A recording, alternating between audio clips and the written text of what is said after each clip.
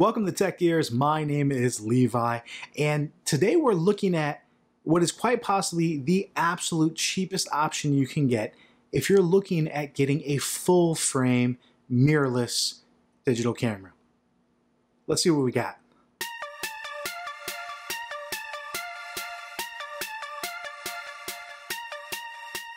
So as the title says, I was able to get what I think is the cheapest Sony A7 II full frame mirrorless digital camera for essentially about $500. So this is the A7 II. Now the difference between this and the original A7 I think is vast. I would not recommend getting the A7 though, even though you can get it cheap, simply because for that money, if you're going to spend $500, you can absolutely get an amazing camera for that same money. For $400, you can get a Canon M50. For a little bit more at $600, you can get the new Sony 6100.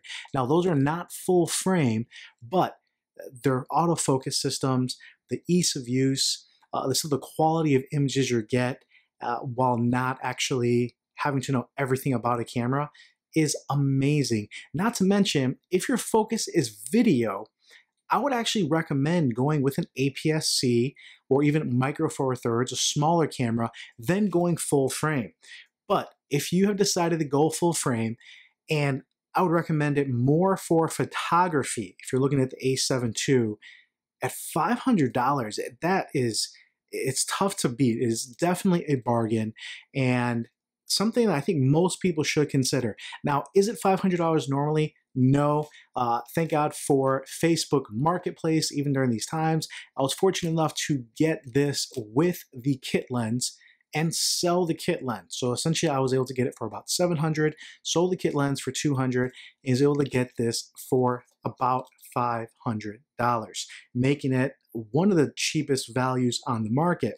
Now, the things I really enjoyed about going full frame here is usually what they say is from a full frame, you're going to get better low light performance and you're going to have better bokeh or background blur.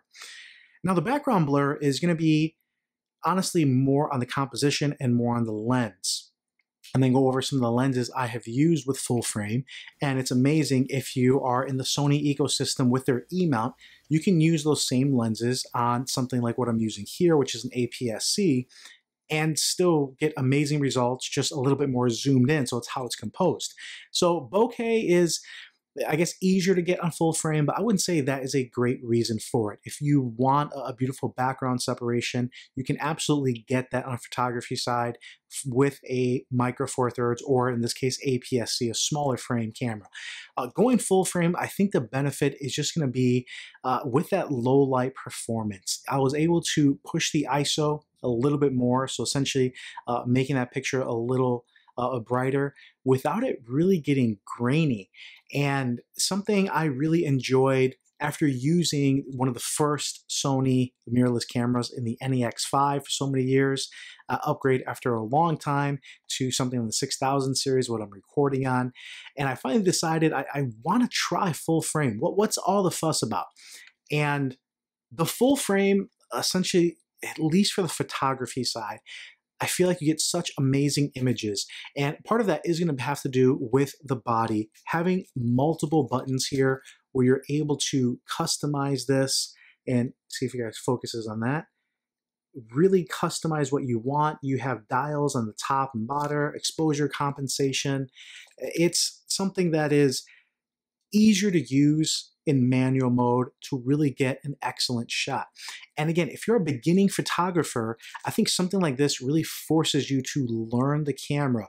You don't have everything being done automatically. So it's not nearly as fun. You're not going to be able to capture shots as fast. This is not something you're going to get if you're getting a fast wildlife or you're into sports kind of photography where you need that either faster shutter speed, if you're going to need something that's going to be able to take really quick shots or focus really fast. This isn't going to be it, but you're going to be able to compose some really cool shots with this, get amazing results, and really get you into that Sony ecosystem where if you get E-mount lenses, as the saying goes, you invest in the glass because you're going to change the body.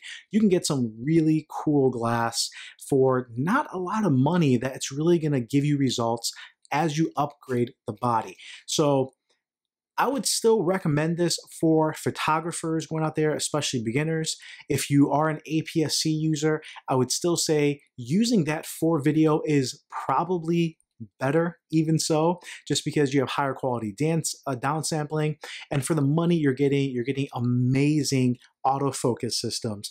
I'm using right here the Sony 6600, and with that eye track, I don't even have to think about if it's focused or if something's working. Like I know it's dead on. I can look here, my eyes above here, as it follows my eyes, and it's amazing. And you can get that same autofocus system, but you're spending 2-3 times the cost on a full frame to get that kind of autofocus. So I would still recommend going full frame more for the photography side. Now, if you're going to spend more money, you start opening up a whole can of worms and a whole bunch of other options. If you say, hey, my budget is 1,000, my budget's 1,500, my budget's 2,000, and then you want to take into consideration what lenses you're going to add to that. What kind of photography are you doing? How much video are you doing with the photography? But for the price to go full frame, to do more photography at $500, the A7 II is absolutely fantastic. It's something I can highly recommend.